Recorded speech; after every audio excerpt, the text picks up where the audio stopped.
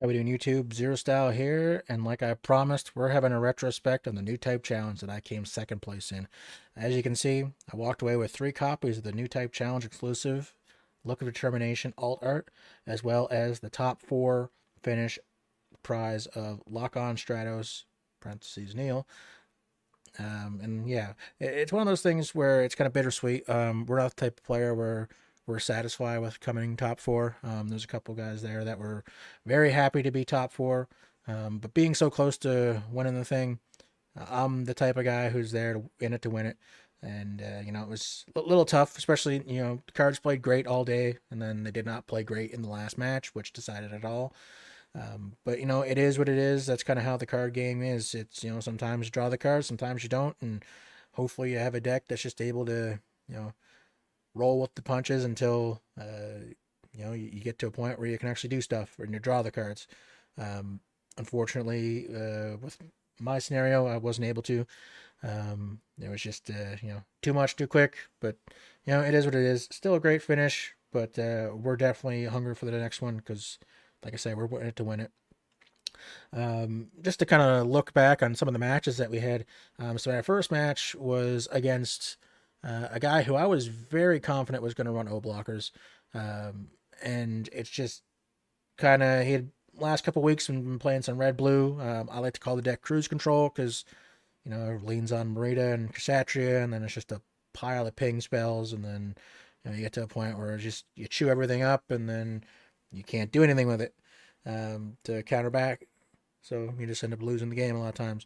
I had a bit of luck on that one, probably. Their draw did not go how it probably should have gone for them, um, which meant that I was able to, kind of capitalize on that. I saw what was happening, and I knew that I needed to kind of go a little more aggressive than I normally would. So we're talking like we're swinging with some Ilfriths while we have 2 blockers out. We swing with one and leave the other standing up, just to kind of chip away and start picking away life and hope that there's no bursts. Second match was against a red green Neo Zeon, which was a close one. Honestly, it was a lot closer than it probably should have been. Um, the cards didn't play as good as they played the first match, and they ended up redeeming themselves for the next one. Um, but they still played a manageable level, and there was a couple of mistakes that were made. Like didn't realize I had blockers up, so whenever they swung, I was out of block, and just got to a point where I was wide enough where I could, you know, soak the hits, and then it didn't matter at that point because I just could pop anything. Um, but again, like that Omega Saikamu, whenever that came out, I was it was like I'm in danger. Um, and honestly, because I was so far ahead in the match, is why I was able to come out on top, despite you know it looking a lot closer than it actually was, just because the suppression is like insane. And of course they're running G Fred as well, so they had the pilot, so they could swing right away. It was just it was a bad time, but we walked away with it. It was really close, um, but yeah, went our way.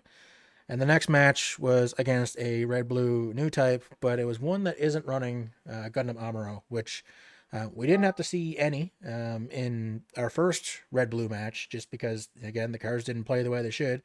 And then because there's no Gundam Amuro, we kind of can just, soak the ping. And obviously, it got to a point where, again, we're like, we kind of realized that, there's no Gundam Amuro. They're not really getting what they need. So we're just we got to turn up the heat a little bit. So again, we're swinging with Ilfrits and stuff. Like we're just trying to get to a point where they can't drop the stuff that they need and start clearing board. um and yeah, again, that one went our way, and that the deck played really well that game. It felt like I started exactly with what I needed, and every draw was just getting better and better and better. And I almost, you know maybe it's like I burned through all of my luck on that one, because the next match was against 1 Year War, and we were a dud. Didn't draw anything. Mulliganed a really bad hand, and then we got a potentially worse hand, and which is just how it is. How the game is. Sometimes the cards don't draw the way you need them, and sometimes your opponent gets everything. And it felt like he just had everything. you know, turn 3, Charazaku 2, maybe it was turn 4, but basically like pretty much on curve, like just everything. It was like, and we didn't even have to worry about Gundam Amuro because the board was so wide at that point, and we were, so far behind. And I'm going to talk about a couple of misplays that maybe I made, besides the fact that, like, I didn't get the cards I needed. But we made a trade that was maybe a little suspect in retrospect. Um, but yeah. So, anyways, we're going to go into the deck profile right now.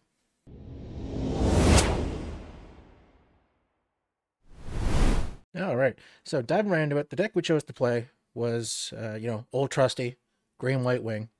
I had kind of flip flopped on what I was going to play. I had been playing a lot of, red blue as of late, playing something I like to call cruise control, where you just basically ping the ever living hell out of them. Eventually, you kind of hit that critical mass, and then they just can't do anything with you.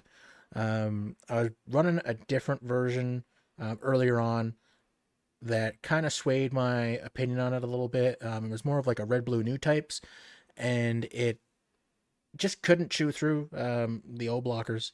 So I kind of brought me to the dance, so to speak, with the green white wing, and even up until, like, we'll call it showtime, I had no idea what I was going to play. I was kind of flip flopping. I tried both. I'd done a lot of games on Mobile Suit Arena with both decks, and honestly, there'd be some games where it just absolutely cooked, and other games where it was just like the absolute, like, worst thing that could have possibly existed ever in the Gundam card game. So we're gonna go through the deck profile. Excuse the hand. I decided I was gonna try to cut my finger off while I was doing some cooking, but nothing a little glue can't fix. But anyways, yeah. So we'll start here with the blockers. So we're running 2 Zwart, and that's just more so, again, like, we use that for early game against aggro. We figured we were gonna face at least 2 decks that were aggro, potentially 3, but we really weren't sure what was going to shake out for quite a few of the matchups. So we're just like tried to kind of cover all the bases that we could. And Zawart is one of those things where it's, having an early game blocker, even just to, like, you basically sacrifice it to something, whether it's like, a Zaku or Jim or whatever. It's very helpful. Next up is 4 Ilfriths. And again, that's like probably the best low level blocker in the game at this point. So it's just kind of one of those things where it helps soak up a lot of the little bodies. And, having 4 helps whenever it's late game. You can keep it out while also dropping your wing 0 if you're on 10. Or if it's already out and you have to drop your wing 0 and it's got full life, it's still at least got 1 HP to soak up a hit. And then 2, Rick Diaz. I'd kind of flip flop with playing a couple more of them, but I opted to not play more than 2. I figured, having 8 blockers should hopefully help with the other cards that we have in the deck. But yeah, all that stuff is fairly standard, and you'll see later. We are running Striker Pack as well, so that's a couple more blockers. With that, we'll go with the level 4s, which is another set of blockers. It's just a pair of them. Launcher Strike. Again, I'm a big fan of Launcher Strike just because, 4 HP. 4 is the magic number for this deck. Anything that's got less than that is susceptible to getting nuked by your own cards. And then it also can, link with Kira. So if you're really in a pinch, you can put Kira in it and, swing on something for 5 and, only take -2 damage on something. So very helpful. And then one of my answers, or believed answers, tools, whatever you'd like to call it, for aggro, is Sword Strike Gundam. I had played these early on, and it did not work out well for me. We're talking like GD01/02. I ended up just cutting it from the deck entirely, going more block and less bounce, basically. But as blue purple specifically is so prevalent, and it ends up pinging itself a lot of times there's stuff that has 2 HP. So bouncing it back and getting off the board, you can kind of do like a 2-for-1 thing. If you swing on something, it has Kira, so it gets -2, and then you bounce something else. It's very helpful. Um, Unfortunately, I was never really in a position where this ended up coming up, because the games that I saw it were the games that I didn't need it because there was nothing that had, little weenies. And the game that I needed it, which was, my last game, did not end up seeing it at all. I didn't really see much of anything, honestly. It was really tragic. But just kind of how it is. So running those to try to bounce and just get the flood subsided, I guess, a little bit. The next up here is I'm running 4 Ale Strikes. Again, big body blocker, can swing with Akira if you need it. And also, again, I think it's like one of the best cards just because it can bounce. Bouncing something is very, very helpful, especially if they have something that's got 4 HP and has enough attack and it's a blocker that, it's just, it's in the way. You get rid of it. Or sometimes what I'll do is I'll bounce stuff. I'll just pick the highest cost thing. If they put something out that's 4 HP, whether it's linked or not, I'll bounce it. Especially mostly if it's not linked, but I'll bounce it just to get it out of the way and make them have to replay it again. Like if they want that card out, they're gonna have to play it another cost for it. And it starts to get really annoying for players whenever they have to keep going over and over and over playing their stuff. If you can just keep bouncing it, and then of course, because it can swing, it's got a big body, so it can pop pretty much any base. And also, it can kill basically anything, with few exceptions, and also survive it because it does -2. Alternatively, we also have 3 of the Shenlong Gundams. I'm very high on Shenlong, and it's kind of serves 2 purposes. One, the fact that it eats blockers gives me some redundancies, I guess. Maybe that's not the right term, but it gives me some safety to eat blockers and not have to soak unnecessary damage. Plus, keep the tempo going. Pairing it with Wu Fei also is very helpful, especially against weenies. Whenever they got you got some slobbering, aggro player who's just, floods the board with little dudes and swings. Well, if I can get Shenlong out, I don't take any damage and I'm breaching 4 on that. So that was kind of one of those things too. Again, unfortunately, in the game I needed, I did not see Shenlong at all. Did not see a Wu Fei. It was like I didn't have any cards, essentially. But hey, it is what it is. That's just kind of the way the card game goes. Sometimes you draw hot, sometimes you don't. And of course, the bread and butter here, Wing Gundam. We're running 4 of them, and this is kind of like the MVP of the deck. We'll see in later levels that we are running the bigger guy, but being able to go 7/7 and swing on basically anything, or pair it with your Shenlong and your Kira, which I talked about in one of my other videos. I did another deck profile on my old wing deck. This is same idea, but it's a little bit different.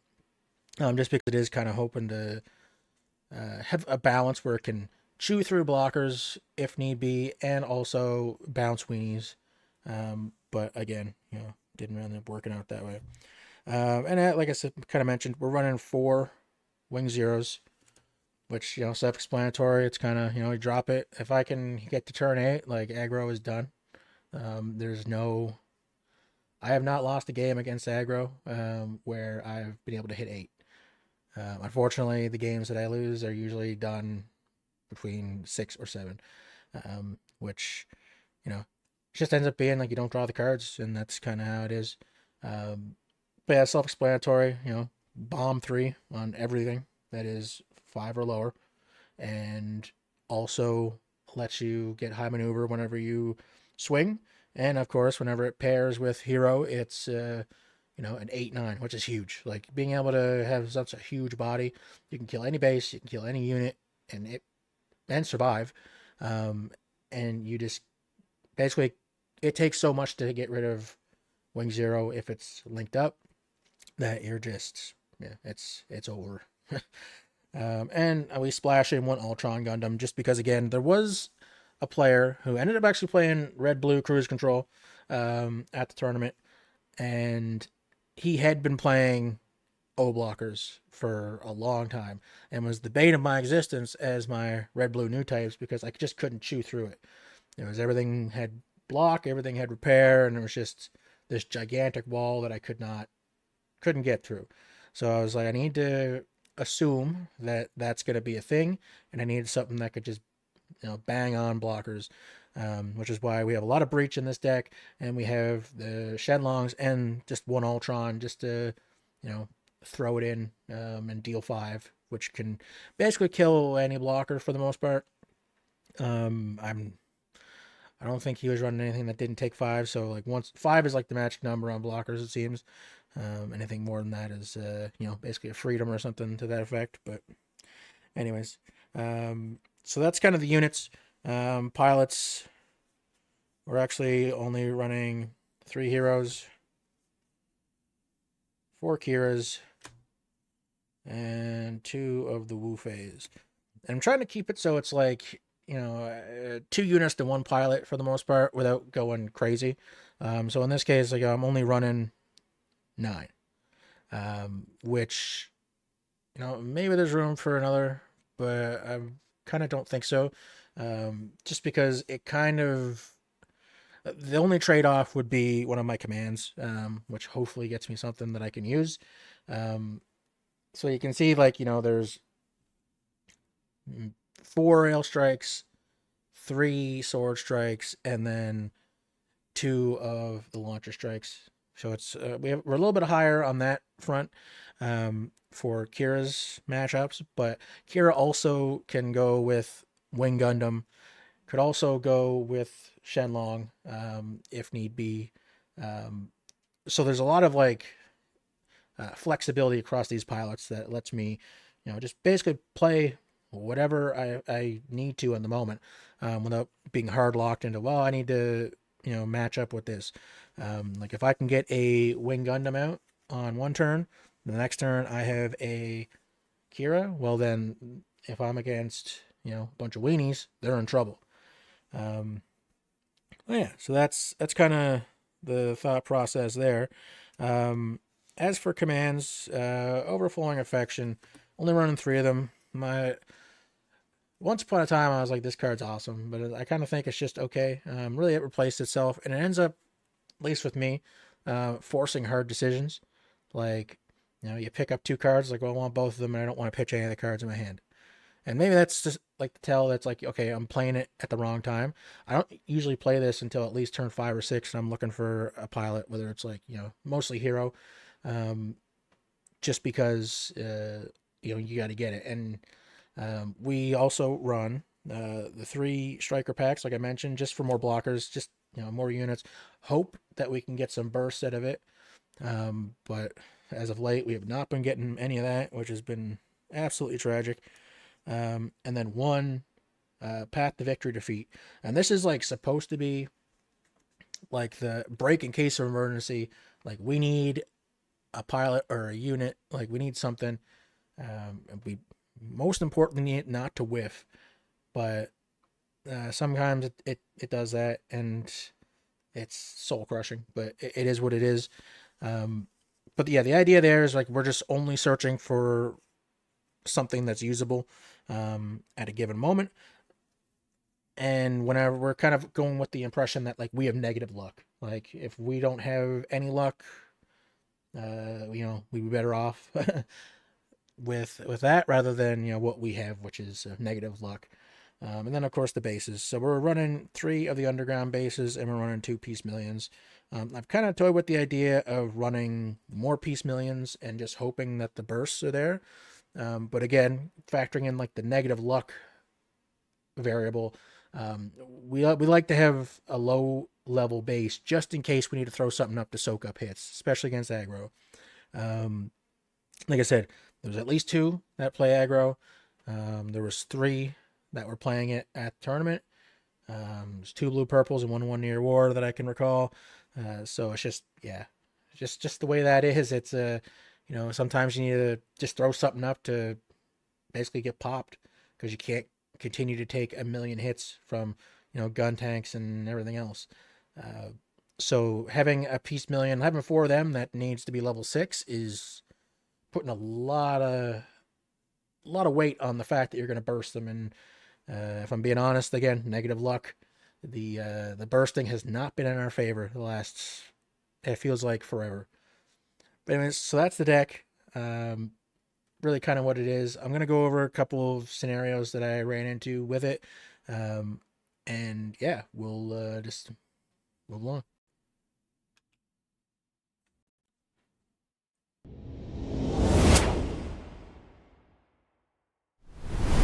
All right, so we're gonna go over some scenarios that happened over the course of the event. We're gonna talk a lot about the last game because that's the one that didn't really go our way. Just it's the one we can have the most retrospect of because we walked out the winner of the other three games.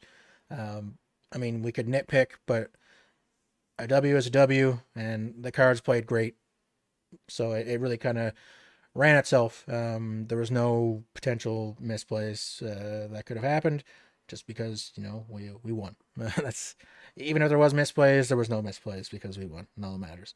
Um, so last game was against 1 Year War, and the scenario that I look back on, aside from the fact that like I just didn't draw what I needed, like I said, we have tools in this deck to deal with little weenies and make it frustrating without having to rely on just putting up blockers and trying to make good trades that way. Generally speaking, when they're going wide, if we're just going blocker to blocker, hoping, we're in trouble because all we need is Gundam Amuro, and then it's over. It doesn't matter what you have because, especially if it's like an Elfrith or something, Gundam Amuro, they swing into the Elfrith, they do a trade, they take no damage, and then you're behind again. Like if we need to go trade for trade, we're in a bad way.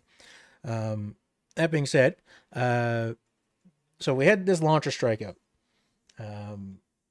We did a block on just a like a Zaku 2, the 2/2 one, not the one that does 3 on swing. And then they played Char Zaku 2, just the one that's basically the one that gives you a token if it dies, and they put Char in it, and they swung and high maneuver. Nothing we can do about it. So on the next turn, I then take this and I swung into the Char Zaku 2, and I feel like in retrospect I should not have done that. I should have tried to do a swing on something smaller, or just left it standing to do a trade. But I was kind of worried about Gundam Amuro, especially since I wasn't getting much of what I needed.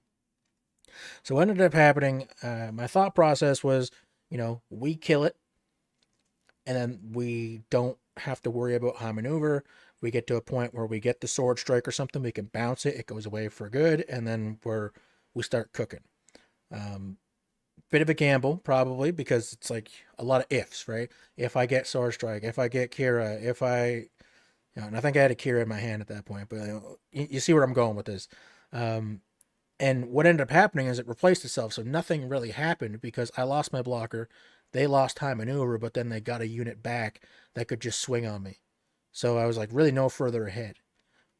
Where if I just keep soaking up the high maneuver hits, well, yes, there's nothing I can do about it. I can start, whittling away the board in other places. Take the width away from it, so it's only the high maneuver stuff, and then deal with that as I need to, whether it's like I bounce it or whatever. But yeah, so that's kind of the first thing. The idea though is like how I had hoped to have this plan out. I'm probably banging the camera around a little bit here. Was sword strike with Kira. So the idea there, so we take these, just for anyone who's not familiar, sword strike. Get to focus here. Choose one enemy with 2 or less HP, return to your opponent's hand. Then of course Kira is like choose one enemy unit, it gets -2 AP. So obviously like what we're looking to do here against like an aggro deck is we go turn sideways, just what they're used to doing. We bring it on them.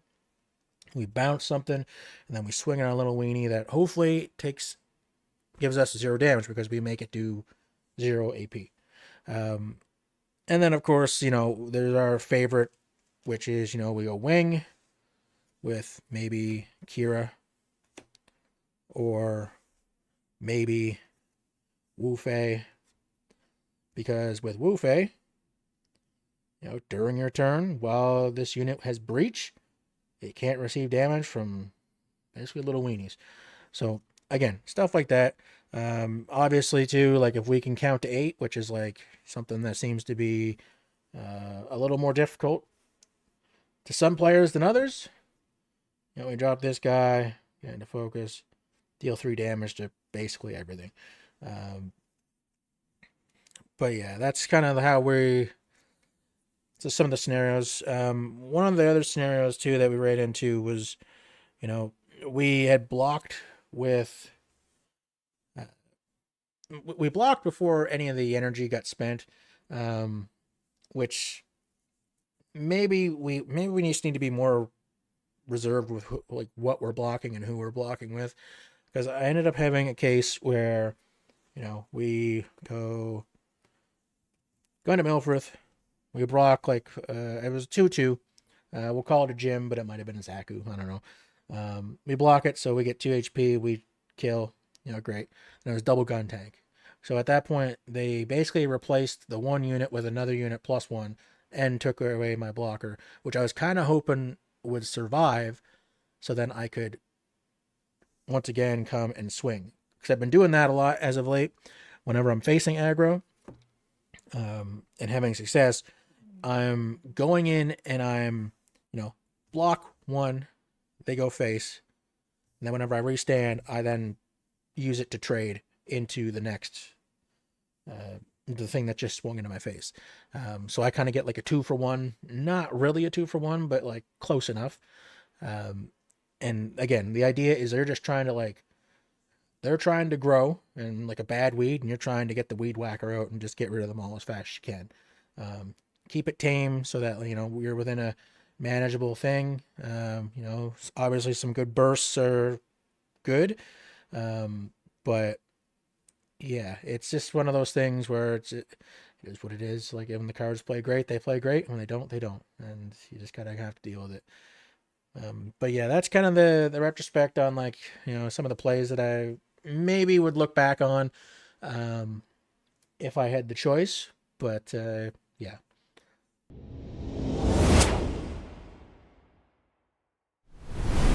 I just wanted to drop in and say thank you for anyone who stuck around this long in the video. As you can see here on the screen, we got the Duel Frontier page, which kind of gives you the breakdown in a more later fleshed out format of what the deck is. I'm going to have a link of this in the description of the video. And yeah, I just want to say thanks again for stopping in. If you liked the video, give it a like, drop a comment, let me know what you think. What would you change? How would you handle aggro better? And yeah, just a link in bio for all my socials, eBay store if you're looking for any different cards. Like I said, we've been selling some. We've been putting up shorts anytime we have one going out, just thanking the buyers because, they're the ones that keep this thing going.